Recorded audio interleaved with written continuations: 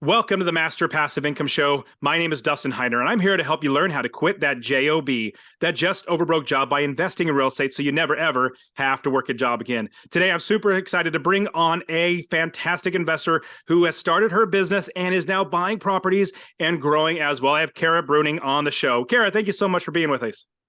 Thanks so much for having me. Yeah, so you've been wanting to invest, but then you started investing. You came on as a coaching student. Now, that's not where you started. Now, what made you want to get started investing? And tell us a little bit about yourself. Yeah, so I am a nurse practitioner by trade, so I do that full time.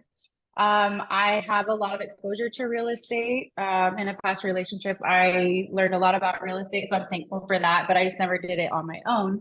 After a big life change in the last couple of years, I realized that I needed to create an extra outlet of income, and I definitely don't want to be working full time for someone else the rest of my life, especially in healthcare. It's a difficult career to hold. I love it, but it's also very just demanding and stressful. And I want a family someday. I want to have the time freedom, like you always talk about. So last summer, I kind of started, looking on my own into how can I start investing in rental properties to create passive income and, slowly build my portfolio. So I am in the process of getting my third rental income property. Hopefully in the next couple months, I'll close on that. So that's fantastic. So how did you find me and Master Passive Income? I I can't remember exactly. Like I'm always looking on like Instagram or like podcasts and stuff for just like to self-educate because like I said, I've been exposed to a lot of real estate. Actually helps run like a fix and flip business with my ex. So I'm like very familiar with it, but just doing all of that stuff on my own, I'm like, I need to educate myself so I know the ins and outs of it for me. So I don't know if I stumbled on the podcast first or if it was Instagram, one or the other, and started listening. And then I was like, yeah, this guy definitely seems like he knows what he's talking about. So That's fantastic. Yeah. Yeah, no, I'm very, very glad that you came on, and yeah, I'm really excited to see how just regular everyday people like us can do this. You don't have to be wealthy. You don't have to have a lot of experience, or there's nothing that really separates us from anybody else. So now, Right. what are your goals? Because I know you said that when you want to start investing, you want to also be able to not have to work. Like you're not forced to work because you have to make money for yourself, start a family and everything like that. So what are your goals for investing? So my goals would be eventually, I would love for the passive income to replace my salary, even though I don't think I want to stop working totally, but just to have that option, right, to replace the salary or the income that I'm making as a nurse practitioner.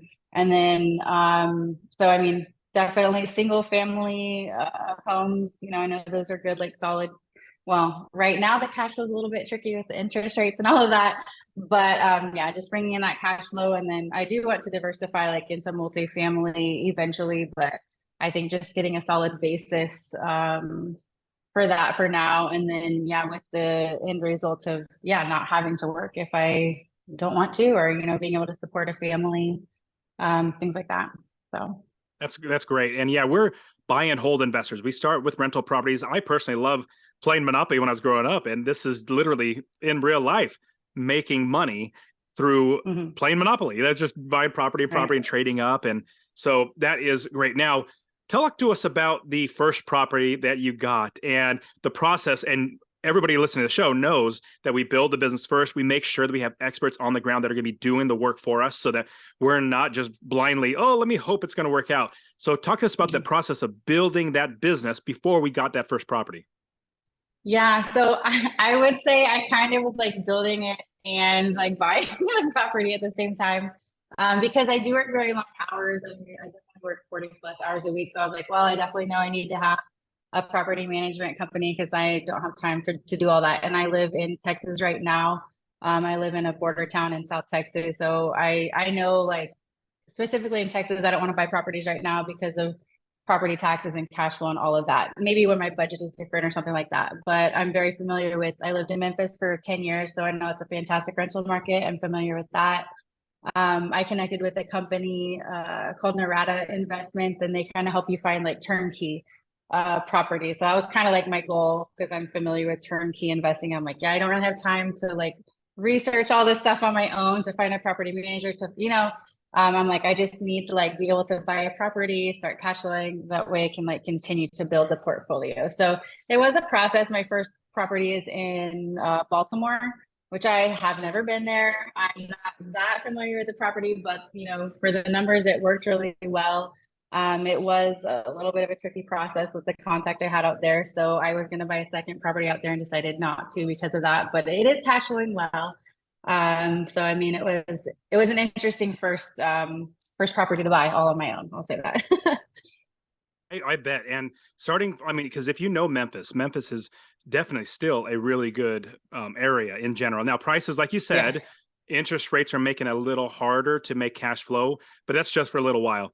Prices Right. will start coming down, and you'll be like excited. Oh my goodness, look at these prices are doing so much better because prices are down. Because the buyers who are our competition are the homeowners. They're getting priced out of the or as a competition, they're priced out of the market. They can't afford the high prices, so prices must come down. But sellers are nostalgic. They literally like, oh, I could have got 6 months. I could have got this much money, or a year ago, I could have got this much money. So they keep holding on, hoping it's going to go back up. Eventually, they realize, oh no, it's not going back up. I better sell it. So that's when prices are going to come down. So us as investors who are already ready and currently investing, knowing what a good area looks like, knowing that we already have a business ready to go in multiple areas, all we need to do is just go buy the next property as prices adjust. So I am super pumped about that. Now, for you, you have 2 properties now. So where are the 2 locations? So Memphis is where the second property is, and then also where my third property is. So at the third one, they're rehabbing it right now. And then they'll be putting tenants in it. So hopefully in the next couple of months, that'll be ready. How much do you think, well, how much on both of them with the one in Baltimore and then this one total of each one would you get in passive income? So the one in Baltimore is cash flowing better because I got a better interest rate on it. So that was, earlier in last year. So that's about like 384. And the one in Memphis, it's like 192, which I know it's like they kind of balance out because I know like 250 to 300 is that sweet spot, the minimum. So, but hopefully maybe you'll be able to refinance. I don't know. Either way, they kind of balance each other out right now, but definitely like, minimum 250 or 300 is what I'm looking for per month. I think you're doing fantastic with that Baltimore property, making that much. And the Memphis property, you're close to 200. Now, the reason why I say $250 is because we need a buffer, but then at the same time, I'm literally sharing with people like, this is my criteria. We need to hit that. Now, it's okay to get lower, but you're 100% right. You do have that second property that helps to balance it out. But here's the great thing. When you buy real estate, you hold on to it. Rents go up over time. Your expenses are pretty much going to stay the same. And let's say the interest rates come back down. Then you refinance it, instead of 7 or 8%, refinance it at 4%. I mean, you're going to be making so much more money. So that's I love the saying in real estate, you don't wait to buy real estate, you buy real estate and then wait. But we buy real estate the right way. So we start making money from day one, because if we don't make money from day one, then you're just losing money. We're not in the business to lose money. So talk to us about that first deal, like the process of finding and making sure that it's the right one, making sure that the home inspection's done well, everything we talk about inside the coaching and the courses and everything. Talk to us about that process. Yeah, so I worked with like my contact in Nerada Investment. He like asked me like, what are your goals? What's your budget? All that. And then he's like, well, Baltimore might be a good market for you right now. We'll put you in contact with his person, in that market. And then I talked with them further, like, this is what I'm looking for. I was looking to buy kind of 2 properties at the same time, but we found one. It is a smaller one, but the rent is good. So it's I think it's a 2-1, but the rent is $1,200 a month right now.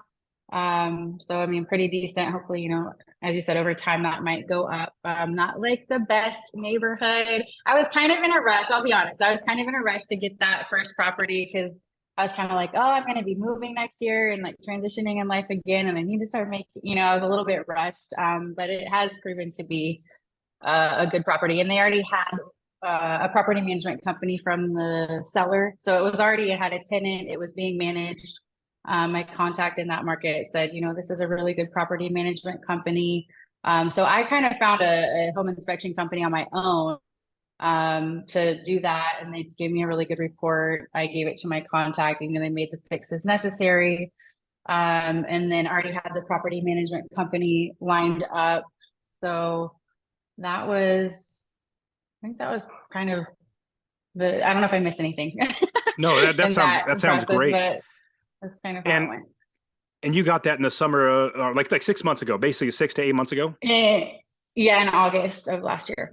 Got it. And then you're hopefully be closing on your third property coming up. So talk to Yeah. us about how quickly, because usually people looking in real estate, they're doing it on their own. They're listening to podcasts. They're just trying to do it on their own. It takes a long time to get that first property. And then obviously when you get coaching, you get around people that know what they're doing, that are going to help you, give you just ideas of what to do differently, how to do it right. And even contacts of like, okay, now go this route, go that route. So getting that first property definitely is much more nerve-wracking. A lot of risk you feel is involved, but that second property is so much faster. Talk to us about that. Once you got that first one, you're like, oh my goodness, that like this is possible. And you get a second one. Now you have your third one coming in less than like in a calendar, not calendar year, 12 months. You almost have 3 properties already. Yeah. So like I said, like in my past, I have had a lot of exposure to real estate. So I'm really thankful that I basically had all that knowledge and education, but I was definitely starting over with like no contacts of my own in a different place. Like being single, and then like as far as like down payment, saving money, all that stuff, like I worked 2 jobs for over a year. I was pinching penny, like doing what I could to save money so that I could, put myself in a better position. And like definitely I just like to encourage like anyone, but especially women too. Like for me, that's my big thing is like, I can do it, you can do it. You just have to make different decisions and like know that it's going to be a slow game, but it's like for the future. Like, I would hope to get married someday, but if not, it's going to be taking care of me and my kiddos someday, so just to like keep the future focused too. My second property actually closed on in December. So August, December. And that was through Memphis, which was a much smoother process too, because it was a different contact. And it's the same contact that I will be getting my third property through. So this property already had a tenant in it and already cash flowing. It was pretty easy. And I was already approved for the loan. Like that takes a long time too, getting approval, getting all these documents you need. That was very daunting because I never had to do that all by myself either. Like all the documents you have to get to the bank, the lender. Oh my gosh, it was a lot. So there's definitely a lot of steps to go through to make sure you're doing it right and getting everything ready. But once you have that business built, you already have the contacts, you already have the people ready. It's so much easier to get that next property. Now, what is your process to scale, to continue to grow the business, to get more properties to where if you didn't have to, or you didn't want to, you can just quit your job? Right. So the goal is I would like to have 5 properties by the end of 2023. I don't know if that's lofty or not, but we'll see. So working full time and just being able to put money back because I'm single and I make a good salary, right? So I'm very thankful. I can pinch pennies where I need to and put down. I realize not everyone's in that situation, but also, I've like made decisions that helped me save more cash. Also like making sure you don't have, I call it like dumb debt, like paying down credit cards, doing things you can do to help your credit also, and to help maybe that interest rate that you'll get. Oh my gosh, I already forgot. What was the question? Well, basically how to scale, like getting that next property. But you said it well. I mean, in 2023, this year, you would like to get to a total of 5 properties. And then from there, keep growing from there. So in scaling the business, it's really, I personally love recycling my money. So if you can recycle, pull some cash out if the equity goes up. Right now with the interest rates being higher, price is going to come down. Might not be for another couple of years before it really starts taking off again, where it's going to be much more beneficial. But there's so many other ways to get financing. We could use commercial loans, business loans. We love doing that. So we love having lots of different ways to invest. So what would you suggest for like any lessons learned that as you've gone through this process? Is there anything that you could share to help us so that as we are going to be going through it ourselves to watch out for something, or just it may be an insight that you learned? I would definitely say, you have to do your due diligence, which is what, you talk about a lot, but due diligence on whoever you're working with, on the market, on the property. Because like I said, in Baltimore, I do feel like I lucked out with that property I have because I was supposed to buy another property there and like literally went through 5 different properties. They fell through. So like, I had started the process for 2 properties in like June of last year. I closed on the one in August, but then in December, I was like, you know what, I'm done because like things kept happening. The contact was, they started, not communicating well. And I was like, I'm not going to put any more money into this because I don't trust them anymore. And that's way far away. Like, I'm not going to, it's easier for me to go to Memphis than it would be for me to go to Baltimore if I needed, for some reason to go out there. So definitely due diligence. I mean, yeah, I think just getting you have to work backwards, right? So like, what is your plan? And I mean, that's going to evolve over time, but like, what is your plan? Like, if I want to be able to get 5 properties, yeah, like, how am I going to get funding? So like, I mean, right now it was just, me like applying for loans on my own, but with this third property, because I had already had that contact, I bought my second property from I closed with a private money lender on the third property, put very little money down right now. I mean, it is a higher interest rate, but very little money down. It's a total like gut. They're rehabbing it, but then, they'll put tenants in it and then I'll refinance it like in a couple of months.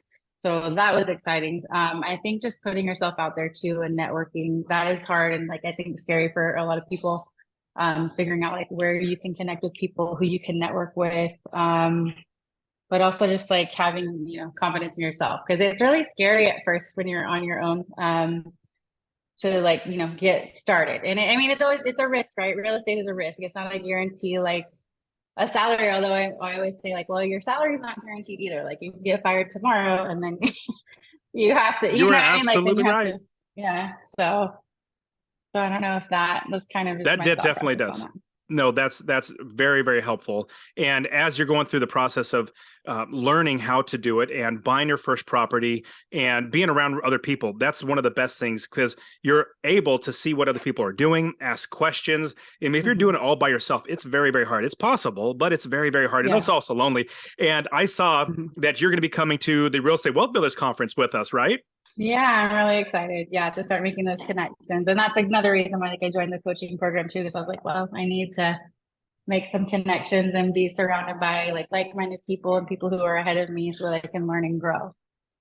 Yeah, that's great. And thinking of like being hard when you're new to invest in real estate, as just a person in general, it's definitely difficult. But I've even seen for all the female students that I've coached, it's expressly even harder for them because they don't get taken as seriously. Now, it's just a fact of life. They don't get taken as seriously when they're calling up people. And because I see the difference between my male students and the female students, I see the difference. Yeah. Now, in the coaching, what I try to do is try to encourage them, my female students, in we do not want to sound like, actually, it's the same thing for both male and females, but we don't want to sound like we're new at all. In fact, we need to sound like we are already advanced investors, already doing it. And it really comes with just confidence in yourself. And that's something that I try to build in all, obviously male and female, build in all the students. Is like, hey, be confident and know that you know what you're talking about and just keep moving forward. But here, the biggest thing is you took action. That's the biggest thing. You just kept moving forward. And when something like the Baltimore properties, like they started falling down, or meaning they didn't, you weren't able to buy them. You said it was the 5th one, right? Yeah. Yeah. I mean, okay.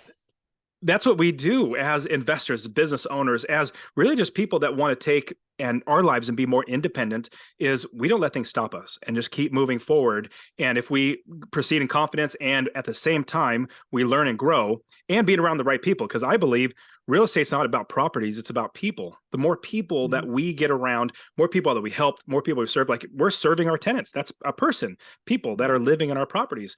The property managers, we're working with people, networking with other sellers, other investors. It's so great and it's fun. I'm so glad that you're going to be coming to the Real Estate Wealth Builders Conference. So, Marco, he owns Norada investing. He's a friend of mine. So he's going to be coming to the conference. And so, yeah, so you'll be able to meet him as well. But it's terrific. So if anybody wants to come to the conference, I want you to use the promo code podcast and it'll give you 10% off the ticket. And so use the promo code podcast, REWBCON.com. Link will be in the description as well. But I want to see you there because it's all about helping each other out. Now, Kara, is there anything else that we might have missed that in building our business, in maybe getting to the next property? Because you mentioned private money lenders, like you're connecting with other people. I mean, this is really, really good stuff. Is there anything else we might have missed?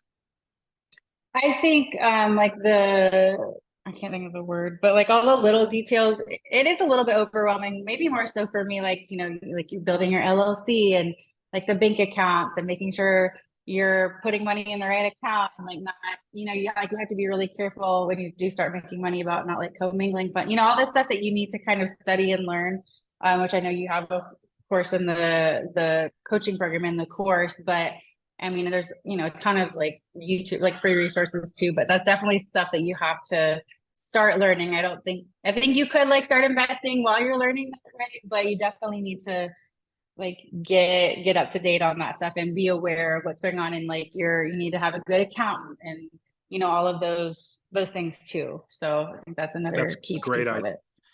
Great insight. And you're also active in our student community. And so I'm really glad that you're a part of that, helping people out, being a part of it. It's really, really great. It's just the more people that we can surround ourselves of like mind, like honestly, like even me, I tell everybody that I'm an investor, but in my life, from my church to, people I work out at the gym to anybody I meet, I don't know anybody else that's like me. And so I'm glad over the entire country. And we have students that are out of the country, like in Canada and Israel and Switzerland and all that. But we have like-minded people all coming together to help each other out. And so it's great. And then obviously the Real Estate Wealth Builders Conference is going to be another fantastic time to connect with people. But Kara, thank you so much for coming on the show and really just hopefully giving other people encouragement that they can do it, because if we can do it, they can do it. Exactly. Yeah. Thanks so much for having me. All right. Take care. Thank you.